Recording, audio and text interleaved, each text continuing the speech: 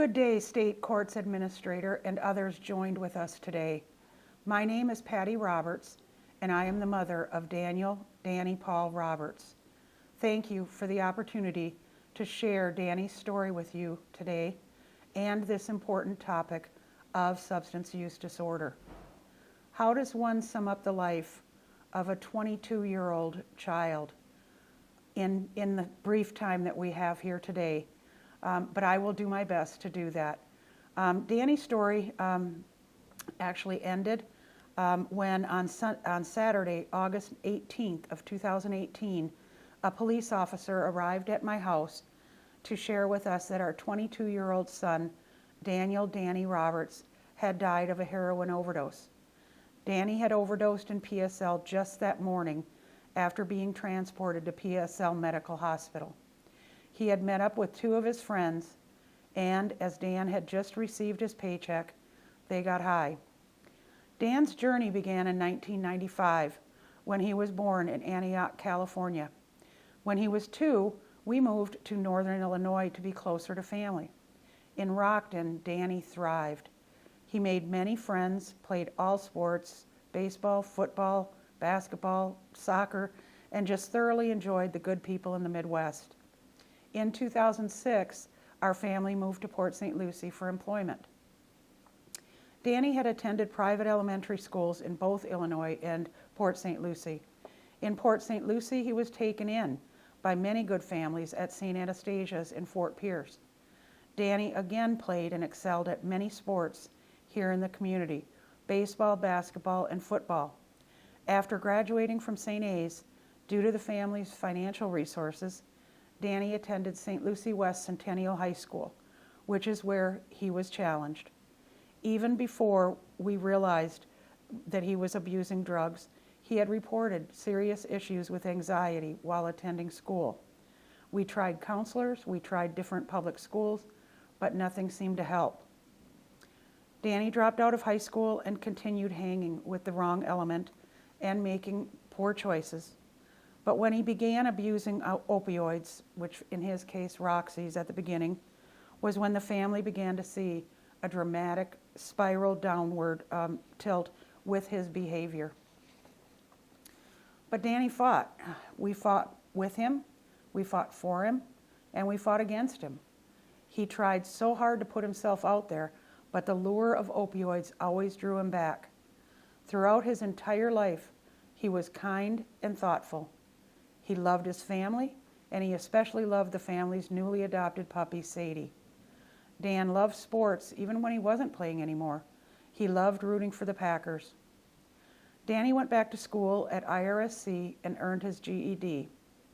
He was clean and sober, or what I call in remission, for over 2 years. But then began the back and forth of dope sickness for Dan that caught both he and us as his parents in its devastating clutch. In 2017, when Dan was arrested for possession of fentanyl, his real problems began. Dan served 7 months at Rock Road, which only further traumatized him and gave him more serious mental health issues. Danny was in and out of a minimum of 14 rehabs and recovery centers. I told you he was a fighter during his 8 years of struggle. We as his parents supported him every step of the way. Dan was on my medical insurance throughout, but Blue Cross only covered so much. The rehabs that Danny went to prescribed to the 28-day magic rule in my language. On day 29, Dan and others were expected to be cured, when truly he wasn't. He fought the idea of counseling or outpatient recovery, and he never truly understood his disease, and nor did we, his parents, until it was too late. Dan had been diagnosed with bipolar, with depression, and anxiety disorders. I have learned so much throughout the last 2.5 years that I wish I hadn't had to learn, but I did. And I have been so educated on this topic of substance use disorder.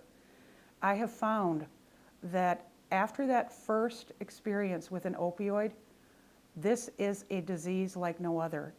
This is truly a changing of the chemical of the brain, and there is no choice involved at all after that first opioid.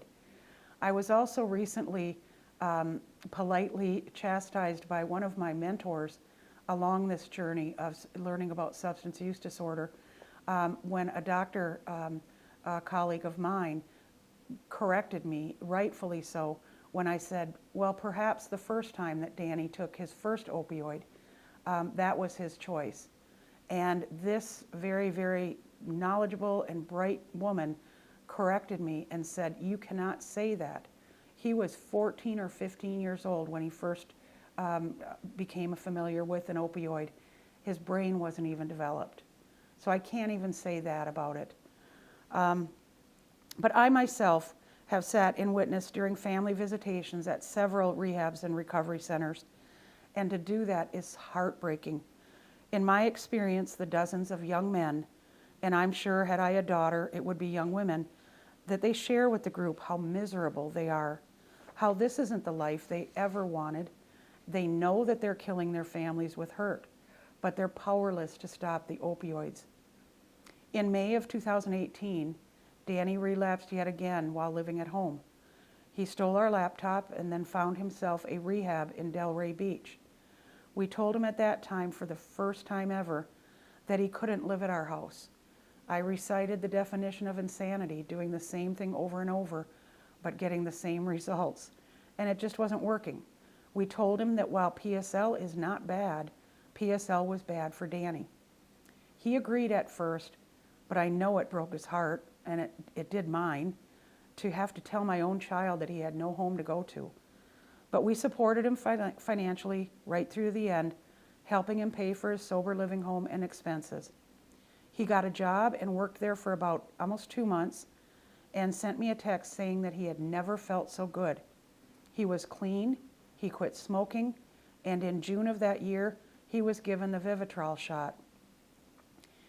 In early August of 2018, my husband had his fourth heart stent put in. Dan had traveled up to see his dad and Sadie and played with the dog in the backyard. I told him the truth. I could not remember ever seeing Dan in the past several years look so good. He was dressed nicely in shorts and a t-shirt, and he just looked so good. He returned to Delray that night, clean, and continued working. About 2 weeks later, on Friday, August 17th of 2018, Dan called to ask whether he could stop by to see us. Of course, I said yes. He told me that he had lost his job, but that he was looking for a new one. When I said goodbye to him on the driveway, as he pulled his car out of the driveway, I gave him the I heart love you, to which he responded the same. I told him to make good choices, and he said with a wink, words I will never forget, when don't I? He pulled out of our driveway that fateful Friday night, and instead of going back to his sober living home, he went to the home of his friend in Port St. Lucie, and we all know what happened after that. If I contribute anything, allow me this. Throughout Danny's 8-year struggle with opioid addiction, incarceration did nothing but further traumatize him. Lengthier rehabs would have helped. He never stayed longer than 28 days at a rehab.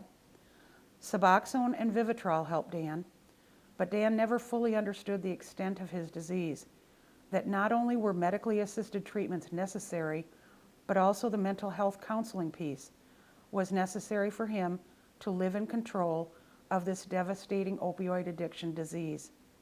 And for this, as a mother, I am devastated. Addiction isn't fair. Why my son caught it and others don't is a mystery. But we believe that Dan knew that fateful Friday night that he didn't want to continue living like this. He had told me several times previously that he hated what he was doing to us and that he abhorred the cycle of abuse. Clean one day, relapse the next, seek recovery, stay clean, and repeat. He hated living like he was. He wanted to be normal, but he couldn't. I've done I've read a number of books on this topic, and I just offer two out to you that stood out for me. The first is entitled Dope Sick, and the author is Beth Macy. That book goes into quite a bit of history, the definition and how the disease came about, and shares some real life stories as well. So I recommend that book. And I just finished a second one. It's called Addict in the House. That author is Robin Barnett, and that is a very step-by-step, very logical book that would have helped me immensely, 8 years ago, to help Danny throughout his struggle. So in closing, I would offer this out only. My husband and I will never be the same. Every day we remember Danny for what he was to us. He was a good son with a debilitating disease.